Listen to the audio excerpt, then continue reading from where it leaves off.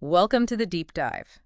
You've given us a fascinating collection of material on office buildings. I Mm. mean, everything from how they're designed to the real nitty-gritty of health, safety, and the environment within them. Yeah, it's quite a stack. It is. So our job today is basically to cut through all that noise Right. and pull out the crucial insights, those, surprising nuggets that give you a real understanding of these spaces where, let's face it, so many of us spend our days. Think of it as your shortcut to being seriously well-informed. Exactly. We're really embarking on a journey here, looking at the world of office buildings, tracing how they evolved from just a concept to these, well, complex environments they are now. We'll be looking at how design choices impact our well-being, exploring those critical factors for a healthy, safe workspace, and uncovering some key environmental considerations. It's all based on the documents you shared. Right. The aim is to give you actionable knowledge Yeah. and maybe those aha moments that connect the dots, show the true impact of these built environments on our lives.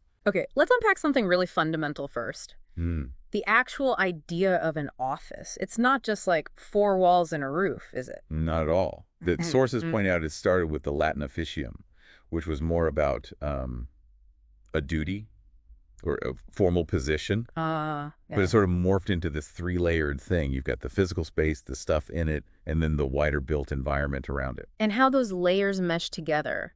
That affects how we feel, think, even how we act at work. Precisely. And what's fascinating is seeing how that interplay developed. Yeah. Think back early 20th century, Frederick Winslow Taylor. Right, the efficiency guy. Yeah, his work studying efficiency, initially in places like Bethlehem steel mills, it really started to shape how we thought about organizing work spatially. Kind of laid the groundwork for more structured office layouts. And then fast forward a bit, we get Bohrl. That sounds Okay. German and important. It does, but it was actually an early stab at the open plan office. Oh. Yeah, the Quickborner team at Bertelsmann around 1950, and then the Osram Gamma Administration building in 62. Those are key examples. Huh. So that move away from everyone having their own little box started quite early, driven by what? Boosting communication? That was the idea. Though, as we definitely know now, it wasn't all smooth sailing noise, lack of privacy. Those became issues pretty quickly. Yeah, tell me about it. And that evolution just kept going. Studies from Bostiai Associates in the late 90s and then Steelcase in the early 2000s, they highlighted this big shift. People were spending less and less time actually at their own desks. Oh, interesting. How much less? Well, the Steelcase data suggested, on average, only about half the work week was spent at your personal workstation. And get this, a considerable 7 hours a week in meetings. 7 hours. That's almost a full workday just in meetings away from your desk. It is. It really signals that the office is increasingly becoming this hub, right, for collaboration, for communication. So it's not just about cramming in desks anymore. Not at all. Our sources really emphasize that modern office design needs to support a whole spectrum of interactions. Everything from just being aware of what colleagues are up to, Situational awareness, yeah. to more involved social networking, sharing information, coordinating work on tasks, and crucially, those brainstorming sessions where the new ideas actually happen. So how does design make that happen? What specific things help? Well, the sources point to things like the strategic placement and, importantly, the visibility of shared spaces. So not hiding the meeting rooms down a corridor. Exactly. Making them easily accessible, integrating them into the workflow, having dedicated team areas where groups can cluster, and locating shared services, printers, coffee machines, whatever, in smart places. And these features don't just help teams, they can help individuals too. Indirectly, yes. By moving those noisier, more interactive activities away from the zones where people need quiet focus, it's about zoning, in a way. And it seems even the status symbols are changing. That Steelcase data about executive cubicles getting smaller since 2000. Yeah, that's telling, isn't it? Suggests a real shift in workplace culture, maybe less emphasis on space reflecting hierarchy. So for these open plan spaces that are everywhere now, what are the big design challenges? Oh, it's a real balancing act. You need that mix of individual and shared spaces. You have to manage the density, how many people are packed in, to avoid that feeling of being overwhelmed. Right. You still need to make sure individual workstations offer enough personal space. And crucially, you need flexibility.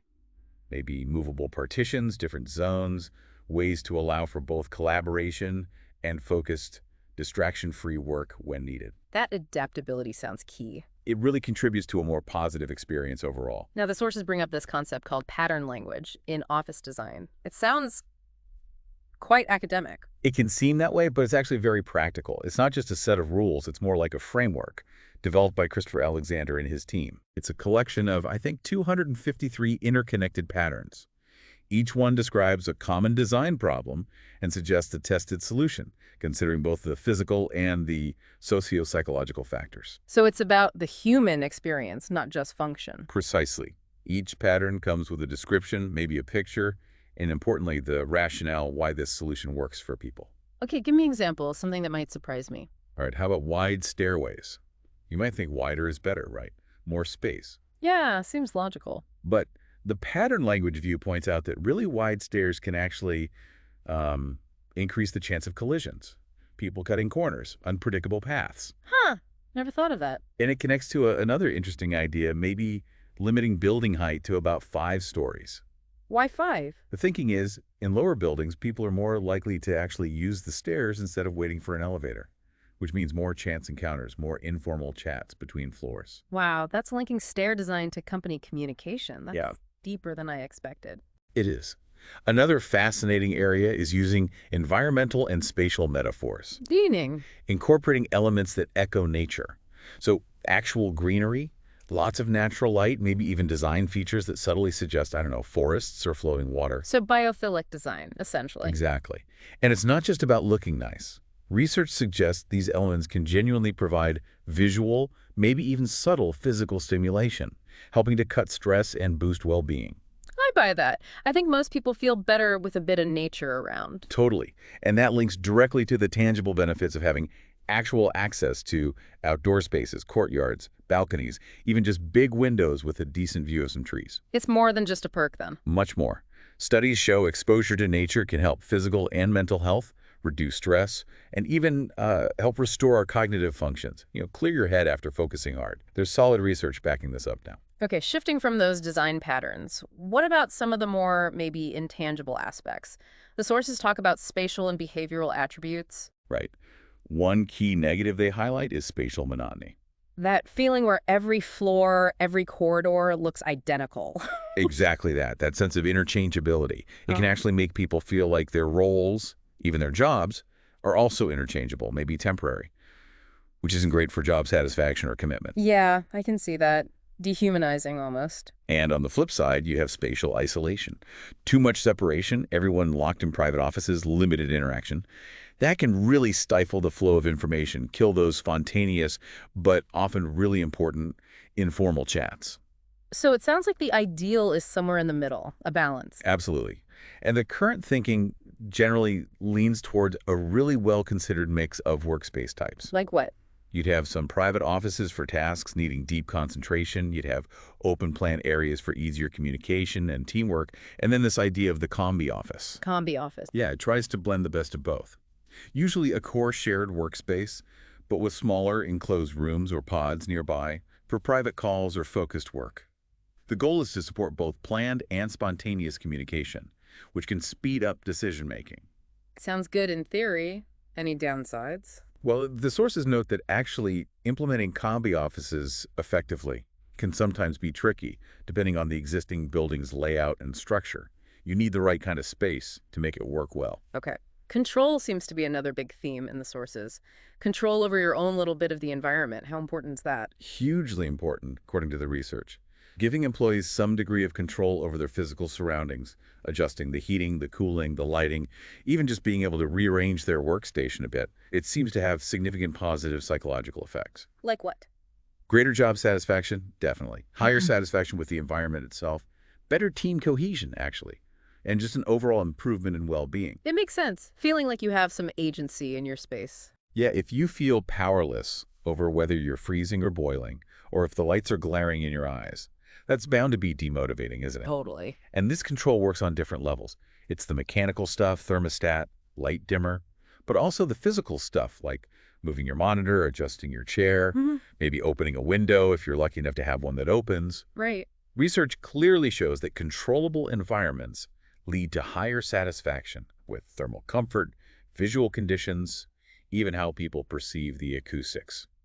So how does all this, the design, the environment, feeling in control, link up with the human stuff, like commitment to the organization, and ultimately how well people perform their jobs? Well, there's a recognized connection. Mm, An employee's commitment, how connected they feel, is tied to how well the organization's knowledge and values get embedded in their understanding and how they work. Fostering that commitment is vital because that embedded knowledge is a huge asset. And when you talk about work performance, it's ultimately measured by how it contributes to the organization's goals, its effectiveness. A supportive office environment can definitely play a part in boosting both commitment and performance. right. Okay. Let's shift gears a bit into a more serious area, the potential negative health impacts, specifically sick building syndrome and chronic fatigue syndrome. Yeah, this is crucial. Health Impact Assessment, or HIA, is a process used to evaluate potential health consequences from environmental factors in buildings. So, sick building syndrome, SBS, how is that actually defined? It sounds a bit vague. It has specific criteria, actually. Right. Someone with SBS usually reports at least one symptom from a standard list, things like headache, fatigue, eye irritation. But crucially, they have to experience two or more of these symptoms at least twice a week. And the key thing is, The key is that the symptoms tend to get better or disappear overnight or when they leave the building. And importantly, there's no other known medical reason for the symptoms. so it really seems linked to the building itself. What causes it? A major factor is personal exposure to the indoor environment. Symptom intensity often fluctuates with the concentration of indoor air pollutants, and a really big contributor is building dampness. Dampness, like mold. Exactly. Studies consistently link visible signs of moisture condensation, mold, moldy odors, water leaks, with a whole range of SPS symptoms: Hmm. fatigue, headaches, eye and throat irritation, respiratory issues. Wow. Even a U.S. NIO study found a link between moisture and debris in the ventilation systems and lower respiratory symptoms among occupants. That really drives home the need for good maintenance, doesn't it? What about chronic fatigue syndrome, CFS? Is that linked to offices too? CFS is different. It's characterized by this persistent, really debilitating fatigue that doesn't get better with rest and messes up daily life.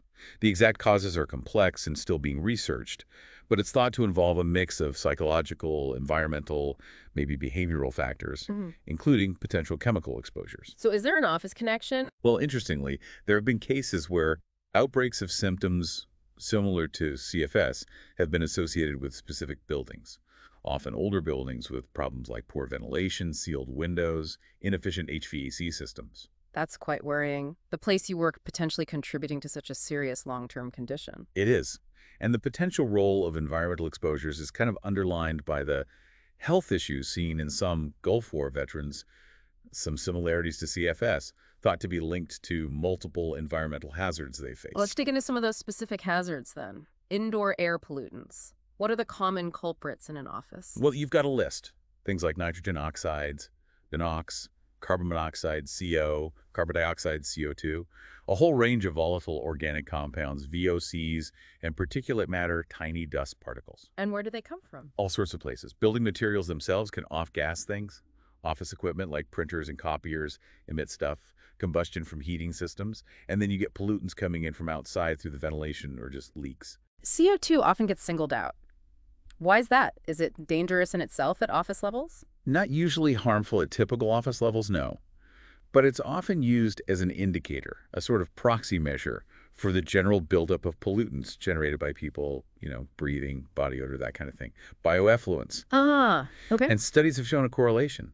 Higher indoor CO2 levels often go along with more people reporting SBS symptoms. Okay. Another term that pops up is bioaerosols. What falls under that umbrella? Bioaerosols are basically airborne biological particles. That includes living or dead fungal cells, bacterial cells, fragments of them, and the metabolic byproducts they produce, like toxins or allergens. And they just float around? Yeah, especially the smaller ones. Particles in the 1 to 5 micrometer range are a particular concern because they're tiny enough to stay suspended in the air for ages and can be easily inhaled deep into the lungs. And fungi seem to be a big part of this. Molds and yeasts. They are. We're exposed to loads of fungal species every day, but maybe 50 or so are commonly studied in indoor environments. Certain types like Penicillium, Fusarium, Stachybotrys, you might have heard black mold. That's often Stachybotrys trichoderma acremonium. Yeah. These are frequently found growing on building materials if the conditions are right. And right conditions basically means moisture. Moisture's key, yeah. Plus, Suitable temperatures and something to feed on, like the organic matter in drywall or wood. Okay, what about chemical sensitizers? That sounds Yeah, ominous. these are specific, usually low molecular weight chemicals that can trigger allergic reactions or sensitivities in some people after exposure. Like what kind of chemicals? They can be in all sorts of things found in offices. Plasticizers in plastics, components in paints or adhesives, wood dust, certain metals, isocyanates from insulation or finishes, acid anhydrides, amines, fluxes used in soldering, even some drugs. And some jobs have higher exposure risks. Definitely. Think about spray painters, people working extensively with adhesives, certain manufacturing processes. Hmm. They might have higher potential exposure. Okay, so we've identified a bunch of potential nasties in the office environment. What are the main ways to deal with them?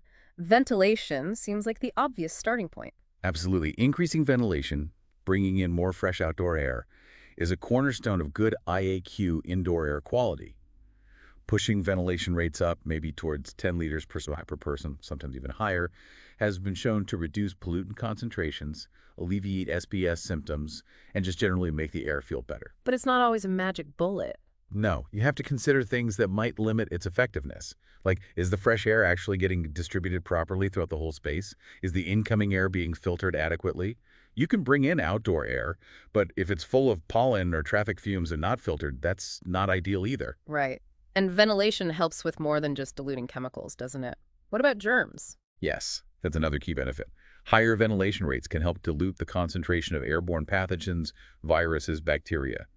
And in some cases, the airflow itself, or the change in humidity it brings, can even affect their viability, their ability to survive and infect someone. Is there evidence for this in offices? There is. For example, there's evidence showing aerosol transmission of the common cold virus, rhinovirus, in mechanically ventilated offices. Oh, wow. And other studies have found links between ventilation rates in places like student dorms and how often people get common colds.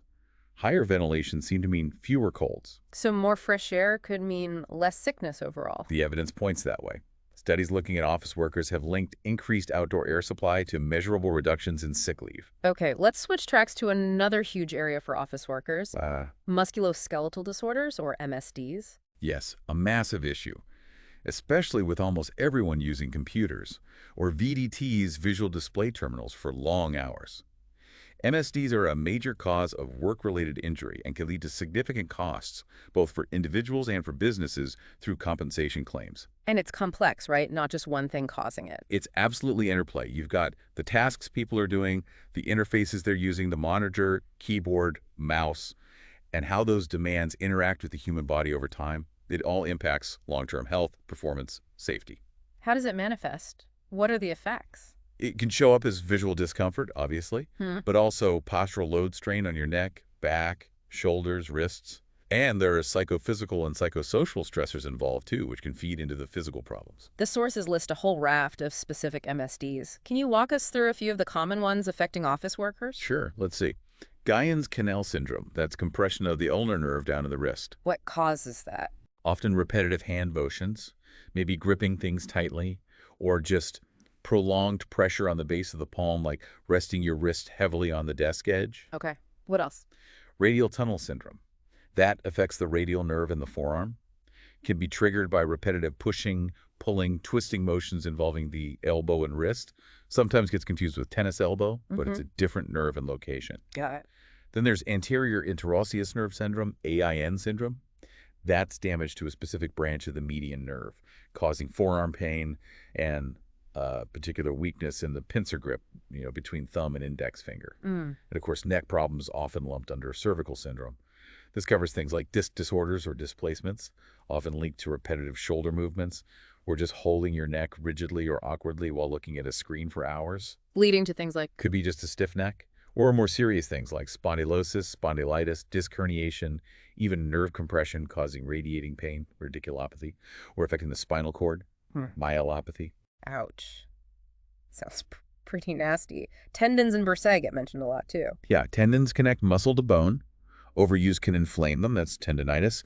If it becomes chronic degeneration, it's called tendinosis. And trigger finger. That's where inflammation and thickening, fibrosis, affects the tendons in the fingers or thumb, restricting how smoothly they glide, causes that catching or locking feeling. painful. And bursitis. Bursae are little fluid-filled sacs that cushion joints. Repetitive movement or pressure can inflame them. That's bursitis. Think pain, swelling, stiffness. Common ones for office workers might be in the shoulder, subacromial, or the elbow, olecranon. And frozen shoulder. Yeah, that's adhesive capsulitis. Mm. Severe stiffness, pain, and a really significant loss of motion in the shoulder joint.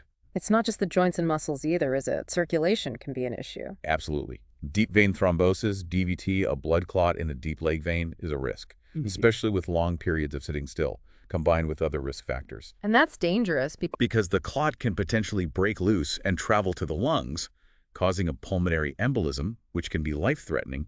Risk factors include prolonged immobility, obesity, smoking, certain medical conditions. So getting up and moving around is genuinely important. Crucial. Taking regular breaks, doing calf exercises while seated, sometimes compression stockings or medication for those at higher risk. Wow. That's a sobering list of potential physical problems. Really highlights why ergonomics is so critical in the office. It absolutely does. Ergonomics and related fields like human factors, human engineering, they're all fundamentally about understanding how humans interact with everything else in a system. In this case, the office system, the chair, the desk, the computer. Exactly. And the tasks, the environment, the whole setup. Human factors engineering focuses on applying what we know about human abilities and limitations to design systems and tech for better safety, efficiency, comfort. In human engineering. Similar focus, maybe more on job performance, speed, accuracy, efficiency, by designing the tasks and systems themselves better. They're all really interdisciplinary fields, drawing on psychology, physiology, biomechanics, design. It sounds very holistic. What's this system's approach to ergonomics mentioned in the sources? It just emphasizes that the workplace isn't just a collection of separate parts. It's a complex system where everything interacts. The worker, the tools, the tasks, the environment, even the organization's culture. Okay. And ergonomic factors, like how a workstation is set up or how demanding a task is, don't just affect the individual's well-being, they impact the performance and efficiency of the whole system. And the VDT-related MSDs we just talked about are a prime example of why that system view matters. Precisely. You can't just fix the chair. You need to look at the whole interaction. Are there specific tools or methods people use to actually assess ergonomic risks in an office? Yes. Several established tools. You might hear about RULA Rapid Upper Limb Assessment or REBA Rapid Entire Body Assessment. OWIS is another one.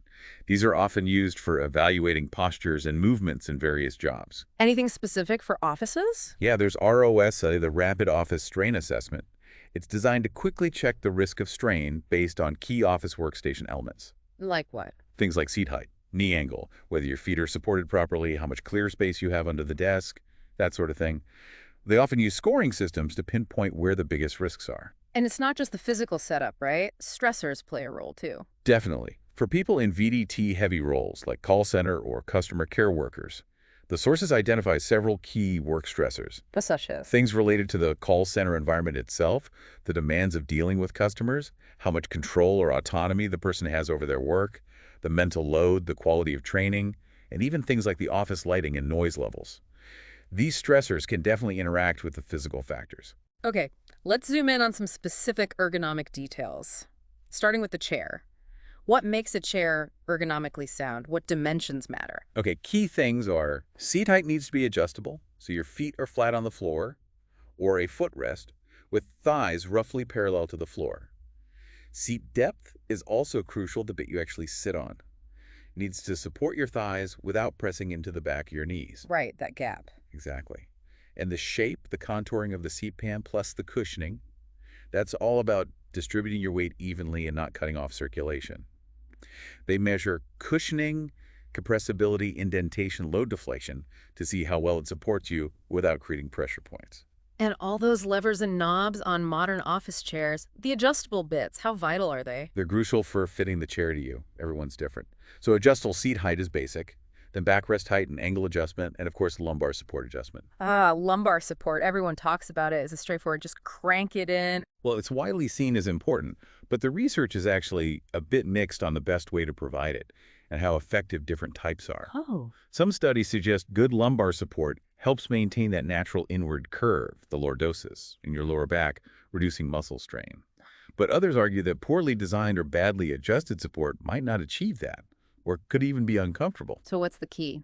Ultimately, it seems to be about how the support influences the relationship between your rib cage, your thorax, and your pelvis, specifically the angle of your pelvis when you sit.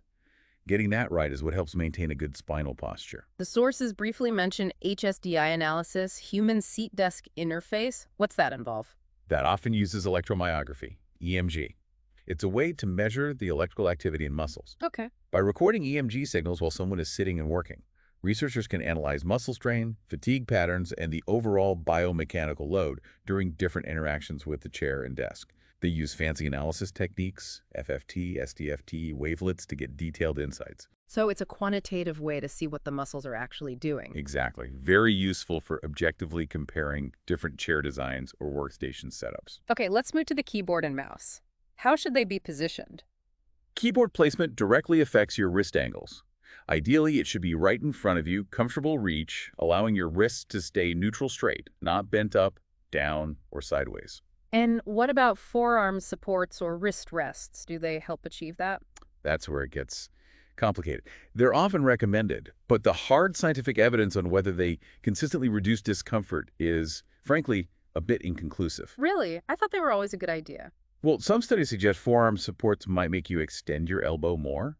Wrist rests might reduce activity in some shoulder muscles, like the traps or deltoids. But other studies find conflicting results on shoulder angle, elbow angle, and whether people actually report less discomfort. It's not clear-cut. So no simple answer. Not entirely.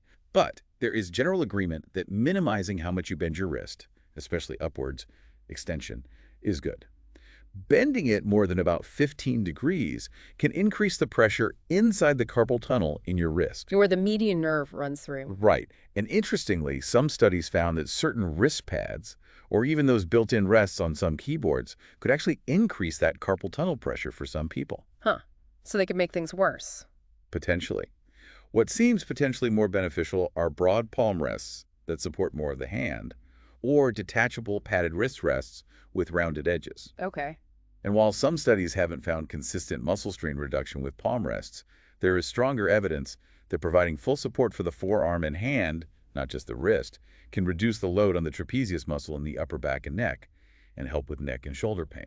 So supporting the whole forearm is maybe more important than just the wrist. That seems to be where the stronger evidence lies. Yeah. Oh, and some research suggests gel-filled rests might be better than bead-packed ones for reducing forearm muscle load. Okay, good to know. Let's shift focus again, this time to office lighting. What are the basics we need to understand for visual performance and comfort? All right, lighting terms. Luminous intensity power from a source in one direction. Luminous flux, total light from a source. Illuminance light falling on a surface measured in lux. Luminance how bright a surface appears. And reflectance how much light a surface bounces off. And reflectance matters for. Getting good light distribution. Walls, ceilings, desks. Okay. The reflectance affects how light bounces around the room. Yeah. There are recommended ranges. Okay. A really key concept is maintain illuminance. That's the minimum light level you want on the task over time, accounting for lamps getting dimmer and dirt building up. Right. And what affects how well you can actually see your work? It's not just the light right on your page or screen. It's also the light in the immediate surroundings and the background. Too much contrast, like a really bright window next to a dark wall, can cause discomfort and glare. And the room index. That's a number used in calculations. Helps figure out how efficiently the light from the fixtures actually reaches the work surfaces, considering the room's shape and reflectances. How do we actually measure if the lighting is good or comfortable? There are various visual comfort indices. They try to quantify different aspects, the overall quality, the comfort, the potential impact on performance. Some look at short-term effects, some long-term. What do they measure? Some are based on the luminance levels is bright enough but not too bright. Others specifically assess glare potential, the quality of color rendering, do colors look natural, and the uniformity, are there distracting shadows or bright spots? Are there standards for this? Yes, like EN 124601. It gives reference values for required illuminance for different tasks, limits for glare, UGR, uniformity, U0, and color rendering, CRI or RAW. And what about daylight? That's important too. Hugely. Metrics like daylight autonomy, DA, continuous daylight autonomy, DACON, and DAMAX try to quantify how much of the time a space gets enough useful daylight. And that depends on? Lots of things. How big the windows are relative to the wall, the type of glass used, transmittance, how reflective the surfaces inside are, the local climate, building orientation. It all plays a part. So you've got the objective measurements, but lighting feels quite subjective too. How do you capture that? You absolutely need subjective assessments asking people.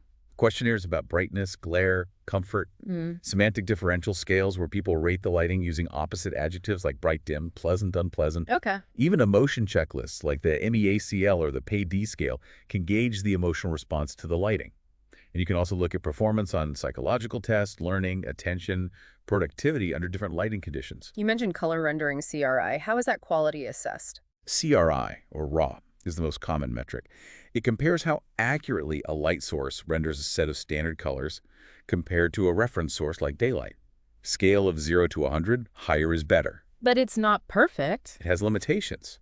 So other metrics have been developed like the color quality scale, Q, or the feeling of contrast index, FCI, trying to give a more complete picture. Accurate color is really critical in some places. Like healthcare, you need to see true colors for diagnosis. With more daylight being used, how do electric lighting controls fit in? They're key for saving energy and keeping people happy. Studies show that just giving people manual dimming controls can significantly cut energy use compared to fixed lighting. And automatic controls? Occupancy sensors, lights off when no one's there, and daylight sensors dimming or switching off electric lights when there's enough natural light are really effective. Combining sensors often give the biggest savings, and importantly, people tend to be more satisfied than with basic on-off switches. Okay, let's talk computer vision syndrome, CVS. Very common complaint. What exactly is it? CDS is basically a cluster of eye and vision-related symptoms that come from prolonged work with computers and other digital screens. It can be caused by issues with the eyes themselves or environmental factors like lighting. And it's widespread. Hugely prevalent, especially among IT pros, office workers, anyone spending hours staring at screens. What are the typical symptoms? Athanopia, that's the general term for eye strain or fatigue. Also dry eye, burning, irritation, blurred vision, headaches, sometimes neck and shoulder pain is linked to. And how does lighting play into CVS? Illumination quality is a big factor. Horizontal and vertical light levels, glare direct from lights or reflected off surfaces, contrast between the screen and surroundings, the color quality and temperature of the light, even subtle flicker. All these can contribute or help prevent CVS. And people react differently. Absolutely. Individual preferences vary a lot. Age and gender can play a role too. The trend now is to specify lighting more precisely for the activity being done and to use newer tech daylight linking, occupancy sensing, dimming, even smart window glazing to give more control in better conditions. Okay, let's move to the thermal environment. How is comfort assessed there? There are different types of indices. Direct climate indices are simpler ones derived from basic weather data: temperature, humidity, wind, radiation. Is it calls? Things like effective temperature, ET, corrected effective temperature, CET, the heat stress index, HSI, wet bulb globe temperature, WBGT, lots of acronyms. They try to give a single number for the overall thermal feeling. Others include THI, discomfort index, humidex, even broader indices for climate severity exist. And then there are rational indices based on heat balance. Right, these are more physiologically based. They model the heat exchange between the human body and the environment. GAT-P, physiological equivalent temperature, is 1, based on a German energy balance model. And PMV. Predicted mean vote, developed by Fenger, that's widely used indoors. It predicts the average thermal sensation of a large group on a scale from cold to hot. It considers metabolic rate, clothing, air temp, humidity, airspeed, radiant temperature. Does it work everywhere? It's well established for indoor spaces, but its accuracy in more variable outdoor settings is sometimes debated in the research. Standards like HHRE 55 and EN 15251 use these kinds of indices to set recommended comfort ranges for different buildings. Wind around buildings can also be a factor, especially outside. Definitely. Tall buildings can really mess with wind patterns at street level, sometimes creating uncomfortable windy spots, sometimes creating sheltered pockets with no breeze at all. The Beaufort scale gives a qualitative way to describe wind speed based on what you see: calm, leaves rustling, up to hurricane force. What's the bioclimatic approach to the thermal environment? It takes a broader view, looking at the relationship between climate and human comfort, both indoors and outdoors. It focuses on achieving warmth and comfort, considering things that cause discomfort, like big temperature differences in a room, or one side of your body being hotter than the other due to radiation. And it incorporates Fenger's work. Yes, Fenger's work on the physiological basis of comfort is key, but also the adaptive approach, which recognizes that we adapt psychologically and behaviorally to our environment, so our expectations change. How does this link to building design? These bioclimatic principles feed into strategies like solar architecture, passive design, green building, designing buildings with the climate, not against it, to improve comfort and efficiency. And it ties directly into assessing the overall indoor environmental quality, or IEQ.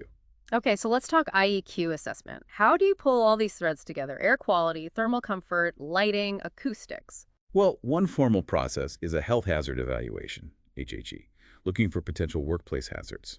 Then you have regulatory standards like OSHA's permissible exposure limits, PA cells, or EPA's reference concentrations, RFCs, for specific air toxics. And for clean rooms? ISO 14644 classifies air cleanliness based on particle counts. But for typical offices, do assessment schemes usually involve lots of air sampling? Interestingly, many general schemes don't mandate comprehensive sampling for everything. CO2 and CO monitoring are common, though, as indicators for ventilation and combustion safety. What about VOCs? Measuring VOCs and formaldehyde, often using the ISO 16003 method, is common in green building schemes like BREEAM, LEED, DGNB, IGBC. So the focus is often on source control and ventilation. Primarily, yes. Using low-emitting materials, good ventilation, effective filtration, those are key strategies promoted in Table 10.5. National and WHO guidelines provide benchmarks for pollutant levels. Are particulates like PM 2.5 measured? Some schemes like HQE, LEED, and IGBC are now including PM10 and PM 2.5 measurements, recognizing their health impact. Semi-volatile compounds, as VOCs, have had less focus, but some schemes, like Austrian Klima, are starting to address emissions from building products. Where do they typically take samples? It varies by scheme. HK-Beam, HQE, Neighbors have specific guidelines on sampling locations. And thermal comfort assessment within IEQ. That often uses the adaptive comfort models we mentioned, EN 15251, ASHE 55. They define comfort categories based on outdoor temperature trends and occupant expectations. So this straightforward. It can be complex, especially in climates with big seasonal swings. Some research suggests the standard categories might not always perfectly match how satisfied people actually feel in different buildings or climates. How are IAQ and ventilation rates specifically handled in these assessments? Again, source control and ventilation are the main levers. Standard Pre-An 1C798-1 guides ventilation system design based on occupancy, pollutant loads, etc. Design often targets perceived air quality, specific pollutant limits, or minimum airflow rates. And the PDIAQ? Perceived dissatisfaction with indoor air quality. Fenger developed formulas linking it to CO2 levels, which can be related to sensory pollution units called disciples, and an overall IAQ index reflecting perceived comfort. So bottom line, does IEQ actually affect how well people work? The evidence says yes, absolutely. Thermal dissatisfaction, for instance, is linked to measurable drops in productivity. Is there an optimal temperature? Research suggests somewhere in the 21-25 degrees C range is often best for typical office tasks. Productivity can dip when it gets warmer. And interestingly, some studies find women tend to report more dissatisfaction than men at the same temperature. What about noise, especially in open plan? Noise is a huge issue in open plan. It impacts privacy, concentration, motivation, performance. Lack of acoustical privacy is linked to lower productivity and more errors. What can be done? Things like using sound-absorbing materials on ceilings and walls, thick curtains or partitions, reducing background noise from equipment, and sometimes using sound masking systems, low-level unobtrusive background sound to cover up conversations. Filtration and air cleaning systems, how effective are they in improving IEQ? Filters work by trapping particles through different mechanisms: impact, straining, diffusion, interception, static electricity. They're rated by efficiency low, medium, high, then HEPA and ULPA for very fine particles. Does efficiency depend on anything else? Yes, the airflow rate, the type of particles. HEPA filters can be really beneficial where there are high particle sources like pollution or microorganisms, and studies show filtered air helps people with allergies or asthma. And most systems recirculate air. Most do, yes, filtering the recirculated air. In special cases like labs or hospitals, they might use gaseous filters with activated carbon to remove specific chemicals or odors. Okay, let's focus just on ventilation again. Natural versus mechanical. Ventilation can be passive natural using wind and temperature differences, or active mechanical using fans. Historically, natural ventilation was the norm. But modern buildings often rely on mechanical. Often, yes, which uses significant energy. So there's a big push now to use natural ventilation strategies whenever possible. Reduces energy, can improve IEQ, saves money. What makes natural ventilation work well? Climate is a big factor, whether you design a building to be mostly open or mostly closed. Also, the size and placement of openings, wind direction, building depth, internal courtyards can help drive airflow, adjustable louvers, lots of factors. And when mechanical systems are used, how is the air actually distributed? The choice of system depends on the pollution load, where pollutants are generated, if it's mixed mode, using both natural and mechanical. Distributing air effectively in a complex office space with furniture, people, heat sources, it's tricky. What kinds of systems are there? Different types, like displacement ventilation, supplying cool air low down, mixing ventilation, supplying air usually high up to mix with room air, underfloor air distribution. Each creates different airflow patterns.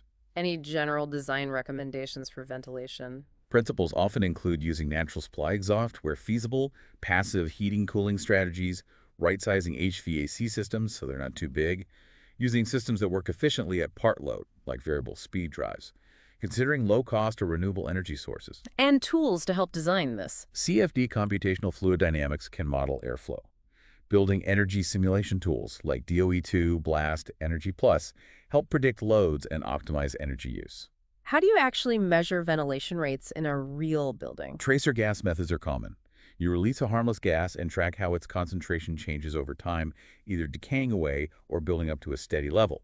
This tells you the air exchange rate. Any drawbacks? Can be tricky and expensive in large, complex office spaces because getting the gas to mix evenly is hard. Back to lighting systems. What matters when choosing artificial lights? Key characteristics: luminous efficacy, lumens per watt efficiency, energy consumption, lifespan, mortality, lumen maintenance and how output drops over time, size, control gear needs, color appearance and rendering, startup time, operating temperature range. And the technology has changed a lot. Massively.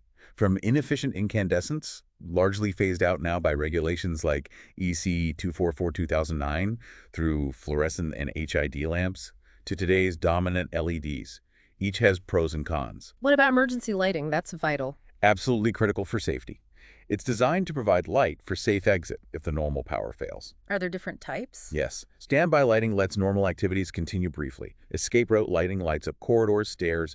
Open area or anti-panic lighting prevents panic in large spaces. High-risk task area lighting ensures potentially dangerous processes can be shut down safely. And standards govern all this lighting? Yes, plenty of standards. For emergency lighting, ELS, examples are ISO 300061, BS 5266 parts. For normal indoor lighting, ILS, you have CIE standards, EN 124641, IES guidelines like RP 3615, and CISA SHRAE also had joint standards for different building types. Energy performance is a huge topic for buildings globally. What are the key drivers there? Reducing energy use in buildings is essential for tackling climate change and lowering running costs. Standards and codes are the main tools. Like the EU directive. Right. The EU's Energy Performance of Buildings Directive, EPBD recast, sets requirements for energy performance, referencing various CEN standards like EN 15603 for overall performance, EN ISO 13790 for heating cooling calculations, EN 15316 for heating systems, EN 15243 for ventilation, EN 15193 for lighting. How are calculations done? EN ISO 13790 includes different methods, from simpler quasi-steady-state ones to more detailed hourly dynamic simulations. The goal is to assess energy use, compare designs, ensure code compliance, predict resource needs. Other ISO standards cover thermal performance of materials and components too. And countries have roadmaps for this. Many do, yes, setting targets and plans to improve the energy performance of their entire building stock over time. Finally, let's talk green building. What exactly defines it? Well, given the WHO stats on disease linked to indoor pollution, green building is really a key sustainable development approach. It's about designing, constructing, operating buildings to minimize environmental harm and maximize occupant health and well-being. What are the benefits? Environmental, obviously, but also health benefits for occupants, social benefits, and economic benefits, lower running costs, potentially higher value. What's driving the trend? Environmental awareness, cost savings from energy-water efficiency, demand for healthier indoor spaces, and often specific green building incentives or regulations. And how are these buildings assessed or certified? Through various building environmental assessment systems, BREEAM, UK, LEED, US, HQE, France, CASB, Japan, DGNB, Germany. Many countries have their own or adapt international ones. What do they look at? They take a holistic view, assessing impacts across the building's life cycle using scientific principles. They aim to be flexible for different contexts. Lind, for example, has credit categories like energy, materials, water, sites, indoor quality. SASB calculates a Building Environmental Efficiency B score. DGNB looks at environmental, economic, sociocultural, technical, and process quality. Any others? Glenz focuses on environmental, social, and economic aspects. Estadema Pearl is used in Abu Dhabi. It's important these systems consider the local context, climate, culture, building practices. CENTC 350 provides European guidelines for sustainability assessment that align with many of these systems. Can you give examples of criteria? Sure. BREEAM 2014 covers energy, water, materials, waste, land use, pollution, health and well-being, management. LEED awards points for things like optimizing energy performance, using recycled materials, reducing water use, providing daylight and views, controlling indoor pollutants. The points needed for different certification levels, certified, silver, gold, platinum, vary by building type. So wrapping this all up, as we finish this deep dive into the really complex world of office buildings, it's just so clear, isn't it, how interconnected everything is. The design, the IEQ, the ergonomics, the energy use. Yeah, you can't really separate them. Not really. Yeah. And they all combine to have this massive influence on people's health, their well-being, and, ultimately how productive they are when they're in those spaces. Okay, so here's a final thought for you, the listener, to maybe take away and mull over. We focus heavily on traditional offices, right? But think about how these core principles, design affecting people, air quality mattering, comfort being key, efficiency being vital, how might they apply beyond the typical office block? Good question. Think about evolving work environments, co-working spaces, maybe, educational buildings, or even, and this is increasingly relevant, your own home office setup. Considering how the built environment shapes our experience in all these different settings, well, it opens up some really interesting avenues for reflection, doesn't it? It really does. Hopefully, this deep dive has given you a solid foundation, a starting point, if you want to explore any of these specific areas, the health impacts, the green building standards, the nitty-gritty of ergonomics in more detail.